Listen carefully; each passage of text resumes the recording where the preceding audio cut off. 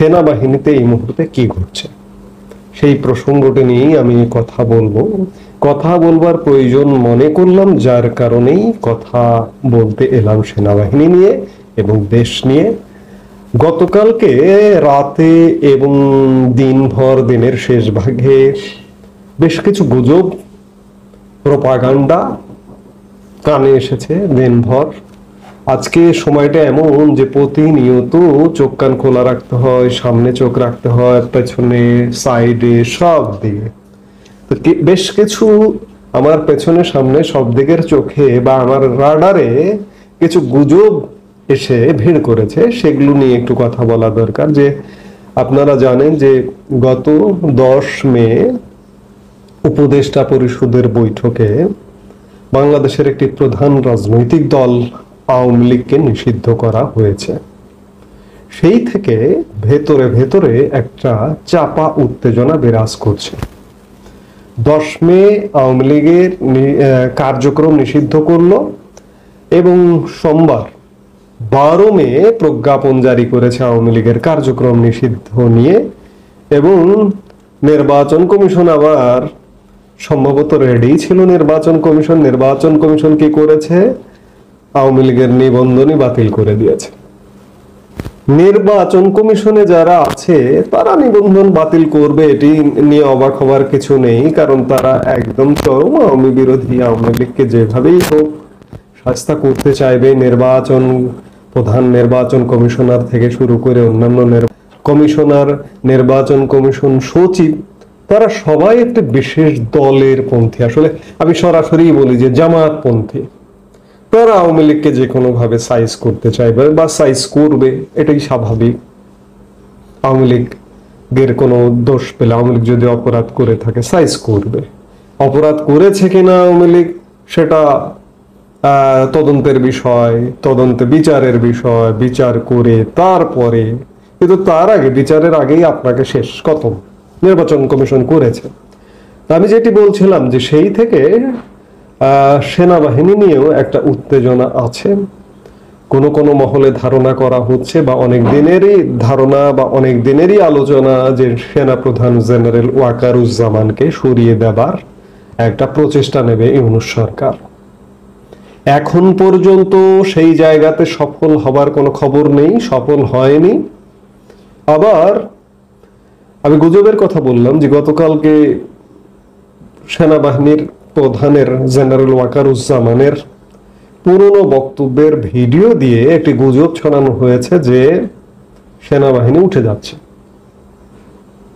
কি ভয়ঙ্কর কথা! জনমনে একটা আতঙ্কের অবস্থা তৈরি হয়েছে। কিন্তু গতকালকে সেনাবাহিনীর ম্যাজিস্ট্রেসি পাওয়ার, গতকাল 13 মে 2 মাসের যে মেয়াদ ছিল শেষ হয়েছে। গত 8 মে আর এক প্রজ্ঞাপন জারি হয়েছে, যে প্রজ্ঞাপনের আলোকে আজ 14 মে থেকে আবারও 2 মাসের জন্য সেনাবাহিনী ম্যাজিস্ট্রেসি পাওয়ার নিয়ে মাঠে আছে এবং মাঠে থাকার অফিসিয়ালি ব্যবস্থা হয়েছে। আজ থেকে সেনাবাহিনী আবারও 2 মাসের জন্য, এ যাবৎ মোট 4 বারে 8 মাস যাবৎ সেনাবাহিনী ম্যাজিস্ট্রেসি পাওয়ার নিয়ে মাঠে আছে। সেনাবাহিনী এমনিতে আওয়ামী লীগ সরকারের শেষ সময়ে, লাস্ট উইকে, আওয়ামী লীগ সরকার পতনের লাস্ট উইকেই সেনাবাহিনী মোতায়েন করা হয়েছিল। কিন্তু অন্তর্বর্তীকালীন সরকার এসে 1 মাস পরেই ম্যাজিস্ট্রেসি পাওয়ার দিয়ে সেনাবাহিনীকে মাঠে নামিয়েছে। আমি বাংলাদেশের মানুষকে এটি একদম নিশ্চয়তা দিয়ে বলতে পারি, গ্যারান্টি দিয়ে বলতে পারি, সেনাবাহিনী আকস্মিক মাঠ থেকে উঠে যাবে না নির্বাচন পর্যন্ত। এবং সেই নির্বাচনটি যদি 5 বছর পরেও হয়, সেনাবাহিনী এইভাবেই, সেনাবাহিনী সেটি হতে দেবে না। এটিও বলে রাখি যে সেনাবাহিনী হয়তো সেটা হতে দেবে না, যে নির্বাচন যদি 5 বছর পরেও হয়, সেনাবাহিনী মাঠে থাকবে। এবং এইভাবে ম্যাজিস্ট্রেসি পাওয়ার 2 মাস করে বাড়িয়ে ম্যাজিস্ট্রেসি পাওয়ার নিয়ে মাঠে থাকবে। এবং যথারীতি সেনাবাহিনী মাঠে আছে, ভয়ের কোনো কারণ নেই, আতঙ্কের কোনো কারণ নেই। এবং গত কয়েকদিন যাবৎ সারা বাংলাদেশের যে সেনা অস্থায়ী ক্যাম্পগুলো আছে, সেগুলোতে যাতে জনসাধারণ যোগাযোগ করতে পারে, সেই জন্য সেনাবাহিনীর তরফ থেকে নাম্বারগুলা, অস্থায়ী ক্যাম্পের গুলা বিতরণ করা হচ্ছে।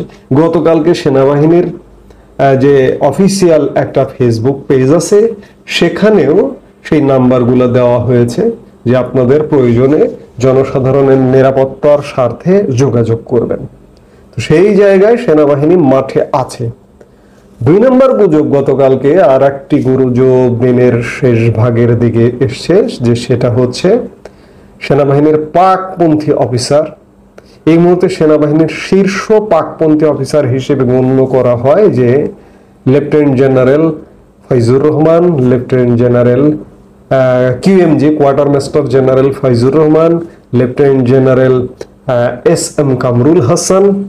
কামরুল হাসানেরটা আরো বেশি পাকপন্থী হিসেবে গণ্য করা হয় এই জন্য যে কামরুল হাসান গত 13 থেকে 18 জানুয়ারি পাকিস্তান সফর করেছিলেন এবং পাকিস্তানের সেনাবাহিনী প্রধান জেনারেল আসিম মনির এবং বিমান বাহিনী প্রধান, নৌবাহিনী প্রধান সহ বিভিন্ন বাহিনী প্রধান এবং গুরুত্বপূর্ণ সামরিক বাহিনীর কর্মকর্তাদের সাথে সাক্ষাৎ করেছিলেন, যার কারণে জেনারেল কামরুল, লেফটেন্যান্ট জেনারেল কামরুলকে পাকিস্তানপন্থী হিসেবেই গণ্য করা হয়।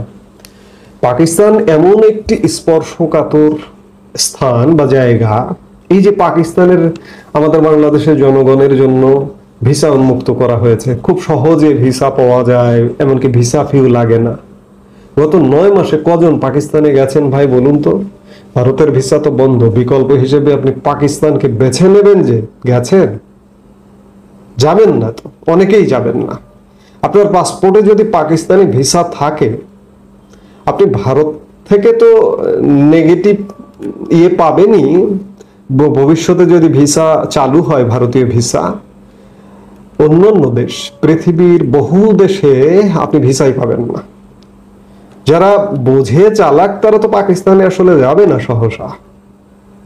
ঠিক তেমনি সেনাবাহিনীর পক্ষ থেকে যে লেফটেন্যান্ট জেনারেল কামরুল হাসানের নেতৃত্বে একটা দল গত 13-18 জানুয়ারি পাকিস্তান সফর করেছেন, যার কারণে তাকে পাকিস্তানপন্থী হিসেবেই ট্রিট করা হয়। কিন্তু আমি যেটি বলছিলাম যে গতকালকে তার ব্যাপারে একটা খবর এলো যে সশস্ত্র বাহিনী বিভাগের principal staff officer lieutenant general Kamrul হাসানকে সরিয়ে দেওয়া হয়েছে এবং সরিয়ে তাকে NDCর কমান্ডেন্ট এমনটা করা হয়েছে। কিন্তু শেষ খবর পাওয়া পর্যন্ত এখন পর্যন্ত তিনি স্বপদে বহাল আছেন।